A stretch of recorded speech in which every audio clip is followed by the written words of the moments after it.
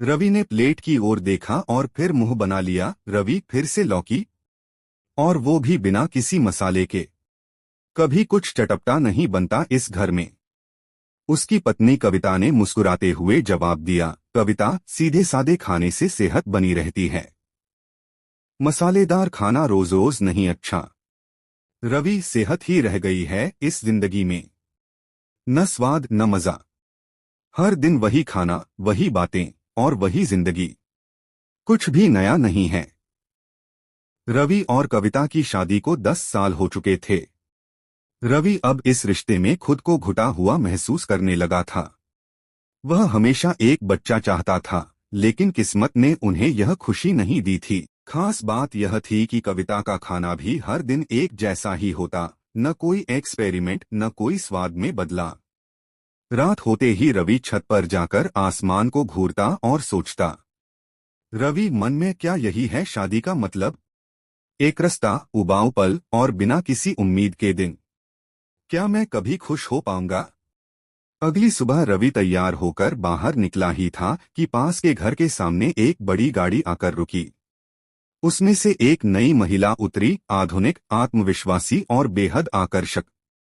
रवि कुछ पलों तक उसे देखता रहा, फिर खुद को संभालते हुए उसके पास गया। रवि, नमस्ते, मैं रवि हूँ। यहीं पास में रहता हूँ। आप शायद अभी आई हैं? महिला हंसते हुए, हाँ नमस्ते, मैं नेहा हूँ। यहाँ हाल ही में शिफ्ट हुई हूँ। ये मकान मैंने किराए पर लिया है। रवि, बहुत अच्छा।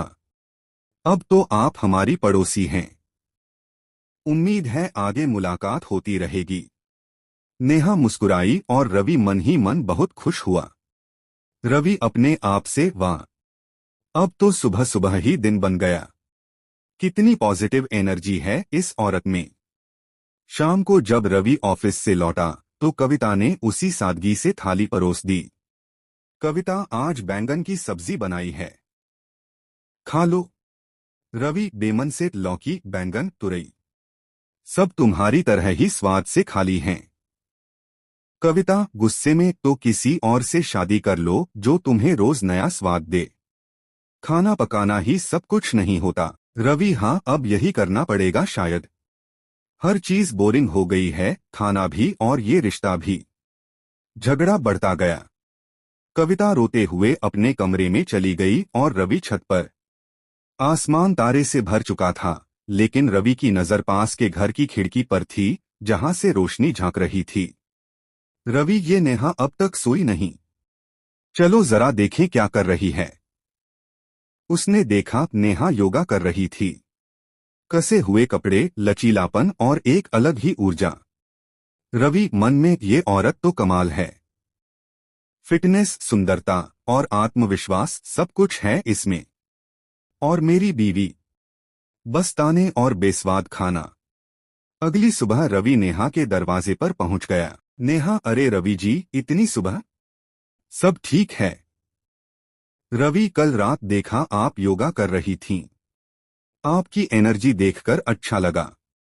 नेहा हंसते हुए, मतलब आप मुझे देख रहे थे?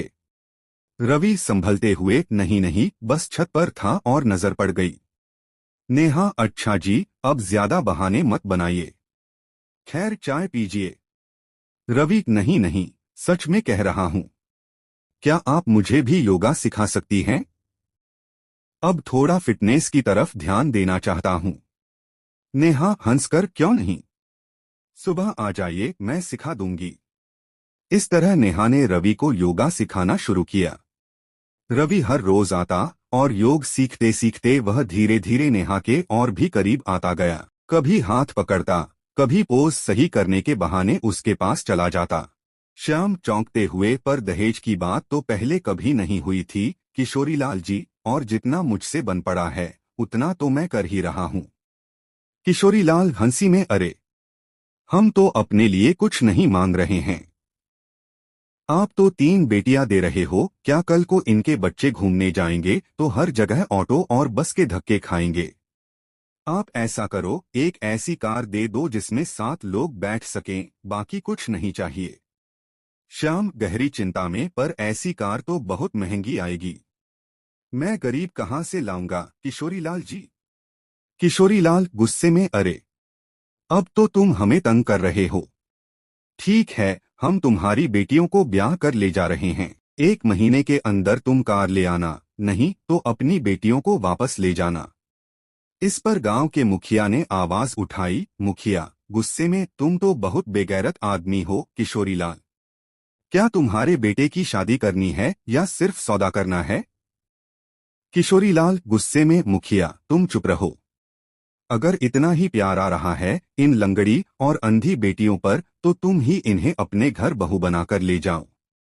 यह सुनकर राकेश और सुमन का दिल टूट गया, लेकिन अब तक वे इतने मजबूत हो चुके थे कि उन्हें किसी भी कीमत पर अपनी बेटियों का हक दिलवाना था। वो दिन आया जब शादी के मंडप में सब जुटे थे, किशोरीलाल के परिवार वाले, गांव के प्रतिष्ठित मुखिया और राकेश सुमन अपनी बेटियों के साथ। मुखिया उदास स्वर में, अगर मेरे 3 बेटे होते तो मैं इनको तीनों बहुओं से जरूर मिलवाता, पर एक बेटा है मेरा, विमल। इस लड़के के लिए ही तुम्हारी तीनों बेटियों का हाथ मांगता हूँ श्याम भाई। सबकी निगाहें राकेश सुमन की ओर टिक गईं। राकेश आत्मविश्वास से, मुखिया जी आपका प्रस्ताव हमारे लिए सम्मान की बात है। बस बेटियां कैसे? निशा और रिया ने बहन आयुषी का हाथ थामा और तीनों सिर झुकाकर मुखिया के चरण स्पर्श कर दिए। आयुषी दृढ़ता से, मुखिया जी हम तीनों एक दूसरे की जान हैं, अलग होकर जी नहीं सकते। अगर विमल जी हम तीनों से ही साथ निभाएंगे तो हमारे परिवार का सबसे बड़ा सुख यही रहेगा। मुखिया मुस्कुराते हुए, तो फिर तय तय। आज अग्नि के सामने ये बंधन एक सूत्र में बंध जाएगा। पंडित जी ने मंत्रोच्चारण शुरू किया और अग्नि की लाजवाब ज्योति के समक्ष आयुषी, निशा और रिया ने एक ही वरवस्त्र में कदम रखा। विमल ने भी तीनों बहनों के साथ साथ फेरे लिए। शादी संपन्न होते ही किशोरीलाल अपने तीनों बेटे लेकर चुपचाप वहां से लौट गया, मुंह लटकाए, बिना दहेज और बिना किसी इज्जत के। और इस तरह गांव ने देखा कि कैसे 3 लड़कियां और एक लड़का प्रेम और एकता की इस अनूठी डोर से बंधकर एक नए घर की नींव रख देते हैं, जहां कोई भी अकेला नहीं, सब एक दूजे के सहारे। अगली सुबह वह ऑफिस के लिए निकल रहा था कि रास्ते में एक औरत उसके पास आई। औरत कांपती आवाज में, साहब कुछ पैसे दे दीजिए, भूख लगी है। रवि ने उसकी तरफ देखा और जैसे वक्त थम गया। रवि, कविता? कविता हैरान होकर, रवि? रवि आंखों में आंसू लिए, कविता मुझे माफ कर दो, बहुत बड़ी गलती हो गई मुझसे। लौट चलो, वापस चलो हमारे घर। कविता भी रोने लगी। दोनों की आंखों से पछतावे और अपनापन झलक रहा था। कविता, अगर तुम सच में पछता रहे हो तो मैं तुम्हें माफ कर देती हूँ रवि। चलो चलो घर वापस चलते हैं। रवि और कविता घर लौट आए। घर की दीवारें फिर से जिंदा हो उठीं, जैसे लंबी नींद से जाग गई हों। कविता मुस्कुराकर, तो बताओ रवि जी आज खाने में क्या बनाऊं? रवि शरारत से, टिंडे बना दो, अब समझ गया हूँ असली स्वाद तुम्हारे हाथों में है। कविता, चल झूठे। हंसते हुए उसने लविंगली चपत मारी। रवि को आखिरकार समझ आ गया कि जिंदगी की असली मिठास खूबसूरती में नहीं, बल्कि अपनापन, भरोसे और सादगी में होती है। अब रवि और कविता एक नई शुरुआत के साथ एक बार फिर खुशहाल जीवन जीने लगे।